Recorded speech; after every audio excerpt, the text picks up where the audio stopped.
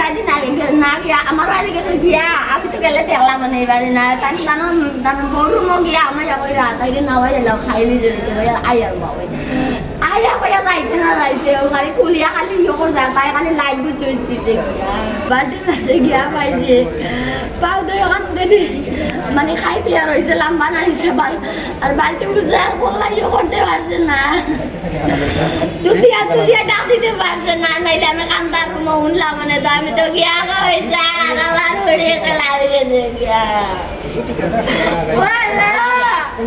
বাচ্চার বাবা ও দাদিয়া কইছে দাদা আছে দাদিয়া কইছে না আমার লগে কোনো যোগাযোগ নাই আমি ভাই 3 দিন আমি বাড়িতে ছিলাম অন্য করে আসলাম ছিলাম সূর্য বাড়ি হয়ে থেকে তাই খাদ্য তো রেডি আলা ভাইয়ার আছে বাচ্চার কি হয়েছে বলে সূর্য করে যখন মারা গেছে আমি বাইরে ছিলাম আমি খুব বাচ্চাকে ভিতরে ঢুকিছে বালতি ঢুকে গেছে এইভাবে সবাই জোফা দিয়েছে আমি বিনে যাচ্ছিলাম আমার ফোন দিয়েছিল যখন বলতেছে যে একটা বাচ্চা পানিতে ডুবি মারা গেছে এখন তা ওনারা নিয়ে আসছে হসপিটালে আসার পরে বলে মারা গেছে।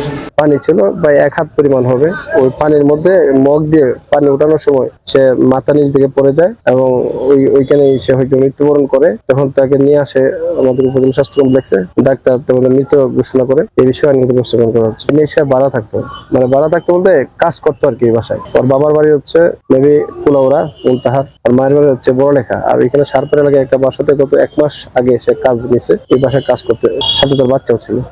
সারপাড়া এলাকায় একজন 3.5 বছরের মুনতাহা আক্তার, সে তার মা পাশের রুমে কাজ করতেছিল। এর ফাঁকে বালতির মধ্যে